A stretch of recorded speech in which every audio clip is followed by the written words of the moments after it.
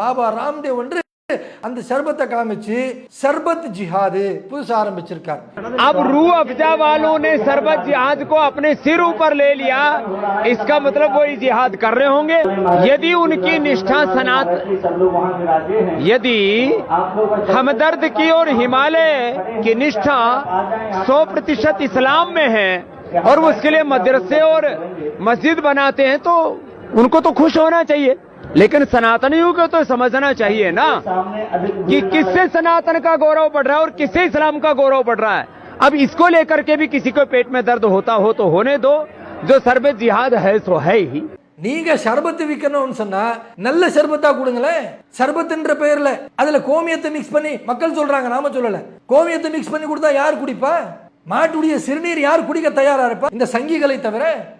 அன்புக்குரிய சகோதர சகோதரிகளே, சில நாட்களுக்கு முன்பாக ஆர்எஸ்எஸ்ஐ சார்ந்த பாபா ராம்தேவ் என்கின்ற ஒரு மனிதர் லவ் ஜிஹாத் என்று சொல்லக்கூடிய இந்த வரிசையில் ஷர்பத் ஜிஹாத் என்று ஒரு அறிக்கையை விட்டிருக்கிறார். இந்த ஆர்எஸ்எஸ்காரர்கள் என்னென்ன அவர்களுக்கு தெரிகின்றதோ, அவருடைய பார்வையில் எதெல்லாம் எட்டுகின்றதோ அதையெல்லாம் அதைய சேர்த்து இது ஜிஹாது, அந்த ஜிஹாது, இந்த ஜிஹாதுன்னு சொல்லி ஒரு பைத்தியக்காரத்தனமாக இவர்கள் உளரக்கூடிய ஒரு நிகழ்வுகளை நம்மால் பார்க்க முடிகின்றது. அப்போ இந்த ஷர்பத் ஜிஹாத் என்று சொல்லக்கூடியவர் யார்? பாபா ராம்தேவ் என்று சொல்லக்கூடிய ஒரு மனிதர்.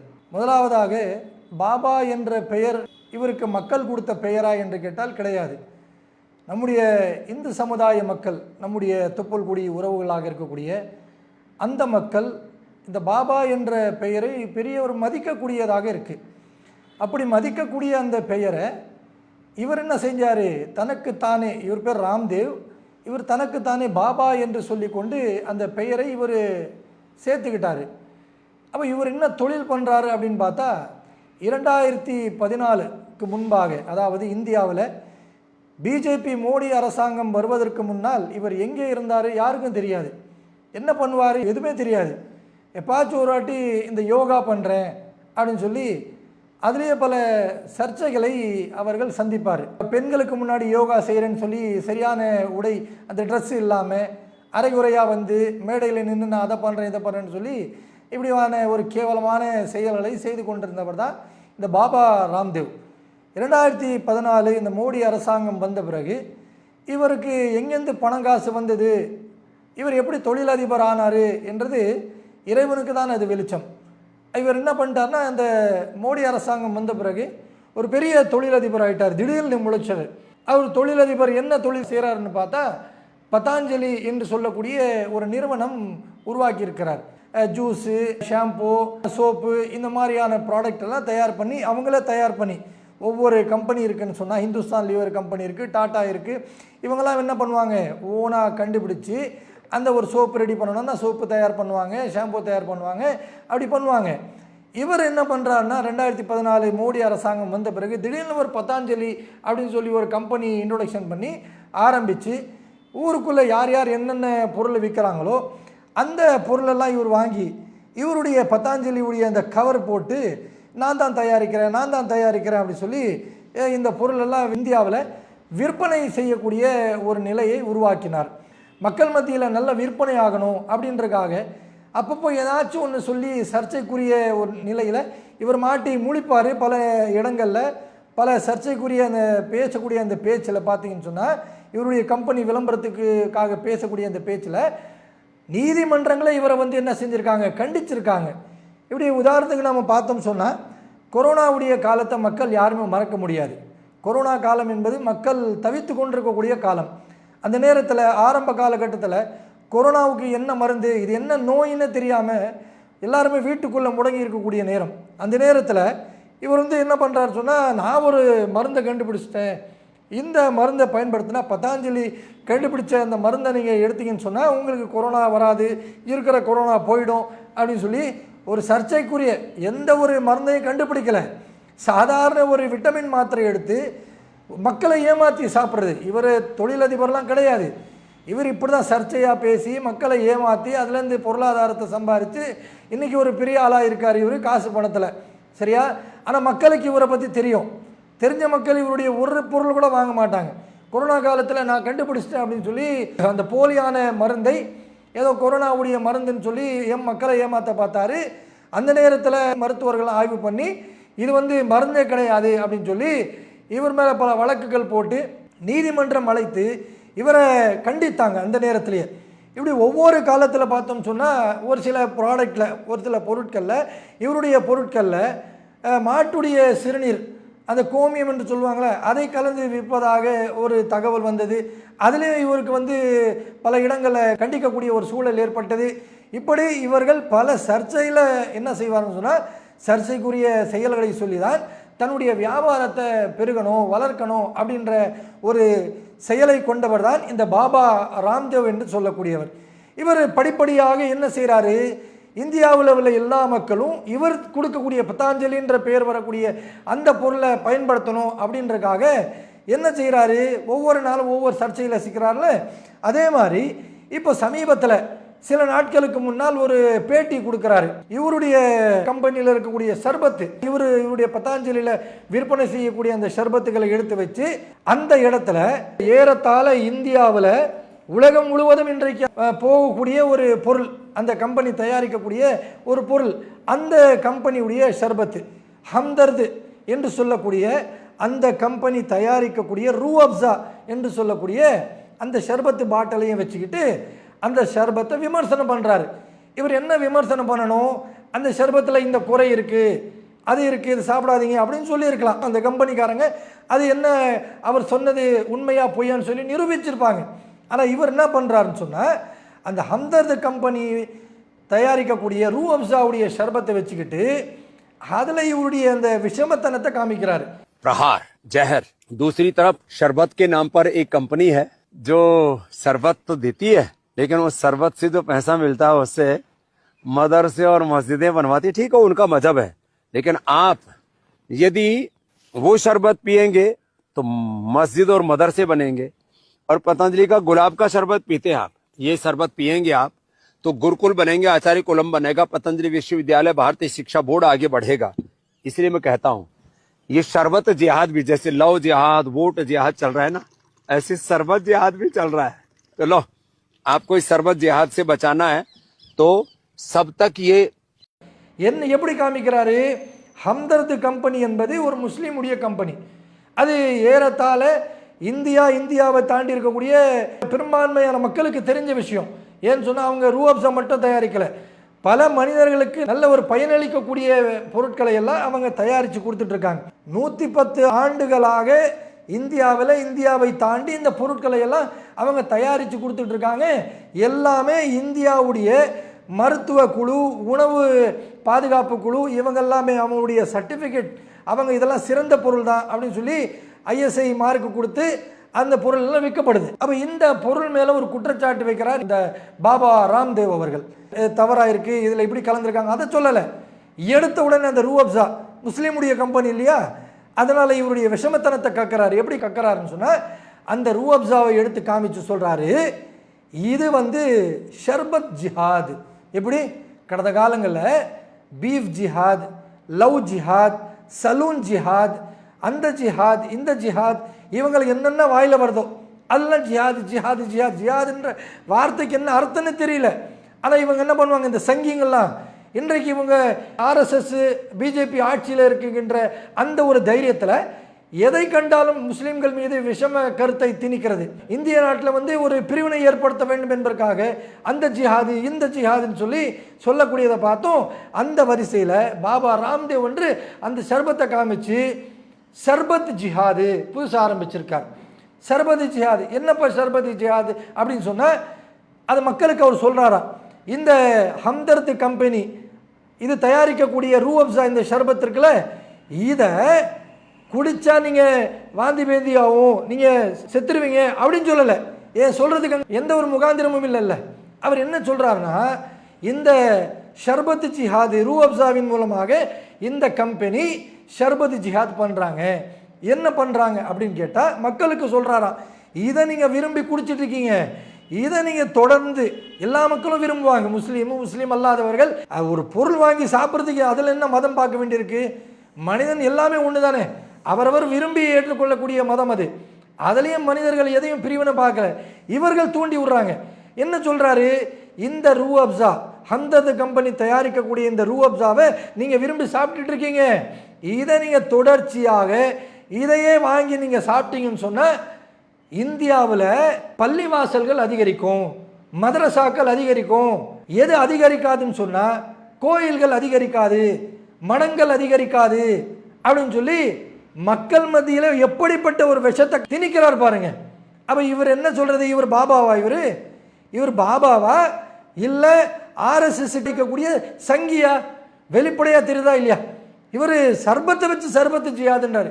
சரிப்பா, சர்பத்து ஜியாதுன்னா அதில் என்ன தவறான பொருள் கலந்திருக்கு சொல்ல, அது சொல்லலை இல்லையா? அதில் இவர் என்ன உடனே மக்கள் மத்தியில் சொல்லக்கூடிய வார்த்தை என்ன, இந்த சர்பத்தை நீங்கள் வாங்கி கொடுத்தா என்ன சொல்ல வராரு, இந்த கம்பெனி தயாரிக்கக்கூடிய சர்பத்தை நீங்கள் வாங்கி கொடுத்தீங்கன்னா அவங்களுக்கு வியாபாரம் அதிகரிக்குது, அந்த பணத்தின் மூலமாக பள்ளிவாசலுக்கு கொடுப்பாங்க, அந்த பள்ளிவாசல் அதிகரிக்கும், மதரசாவுக்கு கொடுப்பாங்க, மதரசா அதிகரிக்கும். அதிகரித்தா உனக்கு என்னப்பா பிரச்சனை? மதரசாவும் பள்ளிவாசலும் அதிகரித்தால் பாபா ராம்தேவுக்கு என்ன பிரச்சனைன்னு கேட்குறோம். முஸ்லீம்கள் பள்ளிவாசல் அதிகரிக்கிறதுனால உங்களுக்கு என்ன நஷ்டம்? எங்கள் பள்ளிவாசல் தான் பாபர் மசீது இடிக்கப்பட்டது, நாம தான் உங்களுக்கு கொடுத்துருக்கோம் இடத்த, எங்கள் நிலத்தை தான் நீங்கள் பிடிங்கிட்டீங்க. அப்படி ஏதாச்சும் ஒரு வரலாறு காண முடியுமா? பள்ளிவாசல் அதிகரித்து விட்டது, அதனால் கோயிலுடைய நிலமெல்லாம் பிடிங்கிட்டாங்க அப்படின்னு சொல்ல முடியுமா? அவ இல்லாத ஒன்றை மக்கள் மத்தியில் இந்த வெறுப்பை உண்டாக்குவதற்காக இந்த போலி சாமியார் வேஷத்தில் இருக்கக்கூடிய பாபா ராம்தேவ் என்று சொல்லக்கூடிய இவர் தன்னுடைய பொருள் வியாபாரம் செய்யணும், இவர் கோடி கோடியாக சம்பாதிக்கணும் அப்படின்ற ஒரு விஷயத்தில் இந்து மக்களுக்கு மூல செலவு செய்கிறாரு. அதை எடுக்காதீங்க, பள்ளிவாசல் அதிகரிக்கும். ஏப்பா பள்ளிவாசல் அதிகரிக்கும், மதரசா அதிகரிக்கும்னு சொல்றிய, ஹம்தர்துடைய அந்த ரூ அப்சா வாங்கி குடிச்சா வியாபாரம் பெருகும்னு சொல்றியப்பா. அந்த ஹம்தர்து கம்பெனி இந்த ரூ அப்சா பல பொருட்கள் தயாரிக்கிறாங்களே, அந்த கம்பெனியுடைய ஓனர் ஒரு முஸ்லீம் தான். ஆனால் அவர் சம்பாதிக்கக்கூடிய சம்பாதியத்தில் அவர் என்னென்ன செய்கிறார் அதை நீ பார்த்தியா? அது மக்களிடத்தில் சொன்னியா? யோசிச்சு பாருங்களேன். நமிதா தபஹார் என்று சொல்லக்கூடிய ஒரு பெண்மணி, அவங்க சினிமா நடிகை போல இருக்கு. அவங்க ஒரு ட்வீட் பண்ணுறாங்க. என்ன ட்வீட் பண்ணுறாங்க, இந்த ஹம்தர்துடைய அந்த வரலாற்றை எடுத்து போடுறாங்க. அவங்க சம்பாதிக்கக்கூடிய அந்த வருமானம் இருக்குல்ல, அந்த லாபத்தில், அந்த கம்பெனியின் மூலமாக எடுக்கக்கூடிய லாபத்தில் இந்த நமிதா என்பவர் முஸ்லீம் கிடையாது, அவங்களும் மாற்று மதத்தில் இருக்கக்கூடிய ஒரு சகோதரி. அவங்க என்ன செய்கிறாங்க, நியாயமாக பேசுகிறாங்க, நடுநிலையாக இருக்காங்க, கரெக்டாக செய்தி கொண்டு போய் சேர்க்குறாங்க பாருங்க. அவங்க ஒரு டெக்ஸ்ட்டை போடுறாங்க, ஒரு இமேஜை போடுறாங்க. அவங்க சொல்லக்கூடிய விஷயத்தில் என்ன இருக்குன்னு சொன்னால், ஹம்தர்து கம்பெனிக்காரங்க சம்பாதிக்கக்கூடிய லாபத்தில் அவங்க என்ன செய்கிறாங்க, பெரும்பான்மையான தொகை, அதிகமான பர்சன்டேஜ்ன்றாங்க, அவங்க அதிகமாக பெரும்பான்மையான தொகையை அவங்க சேரிட்டிஸ் பண்ணுறாங்க, அதாவது மக்களுக்கு தானம் பண்ணுறாங்க. யாருக்கு? முஸ்லீம்களுக்கு தான் கொடுக்குறாங்கன்னு சொல்லலை, குறிப்பிட்ட ஒரு சமுதாயத்திற்கு குறிப்பிட்ட மக்களுக்கு கொடுக்குறாங்கன்னு சொல்லலை. அப்படி சொல்ல முடியாது. அந்த ஹம்தர்து கம்பெனி சேரிட்டி பண்ணுறாங்களே, தானம் பண்ணுறாங்களே, தன்னுடைய பொருளாதாரத்தை கொடுக்குறாங்கன்னு சொன்னால் அது முஸ்லீமுக்கு தான் கொடுக்கணும், இவங்க தான் கொடுக்கணும், அப்படி கொடுக்கல. நாட்டில் உள்ள எல்லா ஏழை மக்களும் கொடுக்குறாங்க. அவங்களுடைய லாபத்தில் குறிப்பிட்ட லாபத்தை எடுத்துக்கிட்டு மீதி ஏழைகளுக்கு கொடுக்குறாங்க. அதை நீ பார்த்தியா? அந்த பெண்மணி தெளிவாக போடுறாங்க. அப்படிப்பட்ட ஒரு கம்பெனி, ஒரு நிறுவனத்தை இந்த ஹம்தர்த் கம்பெனி அவங்க நடத்திக்கிட்டு இருக்காங்க. இவருக்கு என்ன பிரச்சனை? இவருடைய வியாபாரம் ஆகலை. எப்படி வியாபாரம் ஆகும்? நீங்கள் சர்பத்து விற்கணும்னு சொன்னால் நல்ல சர்பத்தாக கொடுங்களேன். சர்பத்துன்ற பெயரில் அதில் கோமியத்தை மிக்ஸ் பண்ணி மக்கள் சொல்கிறாங்க, நாம சொல்லலை. கோமியத்தை மிக்ஸ் பண்ணி கொடுத்தா யார் குடிப்பா? மாட்டுடைய சிறுநீர் யார் குடிக்க தயாராக இருப்பா? இந்த சங்கிகளை தவிர. யோசிச்சு பாருங்களேன். என்ன பண்ணுறாரு இந்த பாபா ராம்தேவ்? அவர் ஹம்தர்த் கம்பெனி முஸ்லீம் என்ற காரணத்தினால ஷர்பத் ஜியாது அப்படின்னு சொல்லி ஒன்றை ஆரம்பித்து, இதை நீங்கள் வாங்காதீங்க, வாங்கினா நீங்கள் என்ன ஆகிடும், பள்ளிவாசல் அதிகரித்தோம் அப்படின்னு சொல்லக்கூடியதை பார்க்குறோம். ஆனால் இந்த நமிதா என்று சொல்லக்கூடிய அந்த பெண்மணி அவங்க புள்ளி விவரத்தோடு சொல்கிறாங்க, அவங்க குறிப்பிட்ட லாபத்தை எடுத்துக்கிட்டு மீதி லாபம் எல்லாம் மக்களுக்கு தரக்கூடியதை பார்க்குறோம். அவங்க சேரிட்டி பண்ணுறாங்க, தானம் பண்ணுறாங்க அப்படின்னு சொல்லக்கூடியதை பார்க்குறோம். அப்போ நாம் இந்த தகவல் எதற்காக சொல்கிறோம்னு சொன்னால், இந்த செய்தியும் சிந்தனையும் இஸ்லாமிய மக்கள் மட்டும் பார்க்கல, நம்முடைய உறவுகளாக இருக்கக்கூடிய, தொப்பல்குடி உறவுகளாக இருக்கக்கூடிய இந்து மக்கள், கிறிஸ்தவ மக்கள், ஜெயினர்கள், சீக்கியர்கள், பௌத்தர்கள் எல்லாருமே பார்க்குறாங்க. அப்போ பார்க்கக்கூடியவர்கள் ஒன்றை புரிந்து கொள்ள வேண்டும். இந்த ஆர்எஸ்எஸ் சங் பரிவார் இருக்காங்களே, பாபா ராம்தேவ் போல லட்சோப லட்ச மக்கள் இன்றைக்கு இந்தியாவில் இருக்கிறாங்க. இவர் வெளிப்படையாக இருக்காரு, பல மக்கள் சைலண்டாக இருப்பாங்க. இவங்க செய்யக்கூடிய காரியம் என்னன்னு சொன்னால், இவங்களுடைய அஜெண்டாவே முஸ்லீம்களை கேவலப்படுத்தணும், முஸ்லீம்களை ஒழிக்கணும், முஸ்லீம்கள் செய்யாததை சொல்லி இவர்கள் இப்படி செய்கிறாங்க அப்படி செய்கிறாங்கன்னு சொல்லி கேவலப்படுத்தணும், அசிங்கப்படுத்தணும் அப்படின்ற ஒரு நிலை தான் இவங்க ஒரு பெரிய அஜெண்டாவாக எடுத்திருக்கிறாங்க. எதையெல்லாம் இஸ்லாம் சொல்லவில்லையோ அதையெல்லாம் முஸ்லீம்கள் செய்வதாகவும் அதை ஆதரிப்பதாகவும் செய்யக்கூடிய காட்சிகளை நம்ம பார்க்குறோம். ஒரு 2 நாட்களுக்கு முன்னால் வந்து செய்தியை பார்த்தோமா இல்லையா? காஷ்மீரில் நடந்த ஒரு துப்பாக்கி சூடு, யாரோ ஒரு தீவிரவாதி அவன் நடத்திய அந்த தாக்குதலில் 26 பேர் பலியாயிருக்காங்க. அதில் மரணித்தவர்கள் எல்லாருமே இந்துக்களா, எல்லாமே முஸ்லீம் விரோதமாக தான் மரணித்தார்களா என்று பார்த்தா கிடையாது. மரணித்த 26 பேரில் ஒரு முஸ்லீமும் இருக்காரு. அந்த முஸ்லீம் எப்படி செத்தாரு யோசிச்சு பாருங்களேன். தீவிரவாதிகள் இவங்க அடையாளம் கண்டுபிடிச்சிட்டார். அவர் குதிரையை ஓட்டக்கூடிய அந்த பொழப்பை நடத்தக்கூடியவர். அங்கே வரக்கூடிய டூரிஸ்டை எல்லாம் குதிரையில் உட்கார வச்சு சவாரி அந்த பொழப்பு செய்யக்கூடியவர். அந்த முஸ்லீமாக இருக்கக்கூடியவர் தீவிரவாதிகளை பார்த்த உடனே இவங்க தப்பானவங்க தெரிஞ்சுக்கிட்டு அவரோட போய் ஃபைட் பண்ணுறாரு. தீவிரவாதி கையில் இருக்கக்கூடிய AK-47 பிடுங்குறாரு. பிடுங்கின போது தான் அந்த தீவிரவாதி அவரை சுடுறாரு. அப்படி ஒரு உயிர் தியாகம் செய்திருக்காரு. யாருக்காக இந்த தியாகம்? அந்த மக்களை பாதுகாக்கணும், காப்பாற்றணுன்றக்காக தானே. அப்போ இதை என்ன பண்ணுறாங்க அந்த RSS கும்பல்? இது ஒரு முஸ்லீம் ஃபோபியா, முஸ்லீம்கள் செய்யக்கூடிய பெரிய ஒரு தவறு, முஸ்லீம்களை இப்படி தான் அப்படின்னு சொல்லி இல்லாத ஒரு விஷயத்தை கிளப்பி விடுறது. மக்களே பதில் சொல்லிட்டு இருக்காங்க. முஸ்லீம் எல்லாம் எப்படி காப்பாற்றினாங்க, காஷ்மீரில் இருக்கக்கூடிய அந்த ஊரில் வசிக்கக்கூடிய முஸ்லீம்கள் எல்லாம் நம்ம எப்படி காப்பாற்றினாங்க, எப்படி நம்மளை தூக்கிட்டு போனாங்க, அவங்க இல்லைன்னா இன்றைக்கு நம்ம பொழைச்சிருக்க மாட்டோம். யாரெல்லாம் அடிபட்டு காயம்பட்டு இன்றைக்கி பொழைத்தார்களோ அவர்கள் சொல்லக்கூடிய பேட்டி. இவங்க இல்லைன்னு நம்ம இன்றைக்கு இல்லை அப்படின்றாங்க. அப்போ இல்லாத ஒரு விஷயத்தை இவர்களாகவே அந்த ஜிஹாத் இந்த ஜிஹாத்து அப்படின்னு சொல்லி மக்கள் மத்தியில் ஒரு விஷத்தை திணிக்க பார்க்குறாங்க, அதை உருவாக்க பார்க்குறாங்க. எப்படியாச்சும் இதையெல்லாம் சொல்லி லவ் ஜிஹாது, சலூன் ஜிஹாது, பீஃப் ஜிஹாது, இன்றைக்கு இந்த கேவலமான ஒரு கேரக்டர் இருக்காரு இந்த பாபா ராம்தேவ், ஷர்பத்தை வச்சு சர்பத் ஜிஹாது அப்படின்னு சொல்லி ஆரம்பிக்கிறாரு. இதையெல்லாம் எதற்காக என்று சொன்னால், இந்து முஸ்லீம் சண்டை மூட்டி விடணும், நாங்கள் 2 பேர் சண்டை போட்டுக்கணும், அதில் இவர்கள் குளிர் காயணும், அதில் இவர்களுக்கு வருமானம் வரணும், அதில் இவர்களுக்கு பதவி வரணும் அப்படின்றதுக்காக இந்த RSS சங் பரிவார்கள் செய்யக்கூடிய இந்த செயல் என்பது ஒருபோதும் இந்த நாட்டில் ஜெயிக்காது. அவர்கள் நினைத்து கொண்டிருக்கிறார்கள் இதே மாதிரியான செயல்கள் நாம் தொடர்ச்சியாக செய்வோம் என்று சொன்னால் இந்தியா என்பது வெறும் இந்துக்கள் வாழக்கூடிய நாடாக மாறிவிடும் என்று பகல் கனவு காண்டு கொண்டிருக்கிறார்கள். இந்துக்களே இதை ஏற்றுக்கொள்ளவில்லை, இந்துக்களே சொல்லிக் கொண்டிருக்கிறார்கள். அவர்களுக்கு உண்மை தெரியும். இந்த நாட்டுடைய சுதந்திரத்திற்காக முஸ்லிம்கள் எவ்வளவு போராடினார்கள், எவ்வளவு தியாகம் செய்தார்கள். இன்று வரை இந்த அமைதி மார்க்கத்தை கடைபிடித்து முஸ்லிம்கள் எப்படியெல்லாம் இந்துக்களோடு மற்ற மதத்தோடு அவர்கள் நடந்து கொண்டிருக்கிறார்கள் என்பதை ஒவ்வொருவரும் லைவாக நேரடியாக பார்த்து கொண்டிருக்கிறார்கள். அப்படி பார்க்கக்கூடிய மக்களை நீங்கள் ஒருபோதும் ஏமாற்றி விட முடியாது என்று இந்த பாபா ராம்தேவுக்கு இந்த செய்தியின் சிந்தனை மூலமாக நாம் வன்மையாக கண்டிக்கின்றோம். இனி வரக்கூடிய காலங்களில் ஷர்பத் ஜிஹாது, சோப்பு ஜிஹாது, ஷாம்பு ஜிஹாது, அந்த ஜிஹாது இந்த ஜிஹாதுன்னு சொன்னீங்கன்னு சொன்னால் நிச்சயமாக இன்றைக்கு ஏதோ உங்களுடைய ப்ராடக்ட்டு தெரிஞ்சோ தெரியாமலோ மக்கள் ஏமாந்து வாங்கிட்டு இருக்காங்க. அந்த மக்களும் ஒரு பொருளும் உங்களுடைய பொருள் வாங்க மாட்டாங்க. அதற்கு பிறகு நீங்கள் 2014க்கு முன்பாக எப்படியெல்லாம் யோகா செய்கிறேன் அதை செய்கிறேன்னு சொல்லி தெருவா நீங்கள் பிச்சை எடுத்தீர்களோ அதே பிச்சை எடுக்கக்கூடிய ஒரு நேரம் உங்களுக்கு விரைவாக காத்து கொண்டிருக்கின்றது. அந்த நிலைமை பாபா ராம்தேவ் அவர்களுக்கு வரக்கூடாது என்று சொன்னால் இப்போவே நீங்கள் மன்னிப்பு கேட்டு திருந்து விடுங்கள். அஸ்ஸலாமு அலைக்கும் ரஹ்மத்துல்லாஹி வபரகாத்துஹு. அல்லாஹு அக்பர், அல்லாஹு அக்பர்.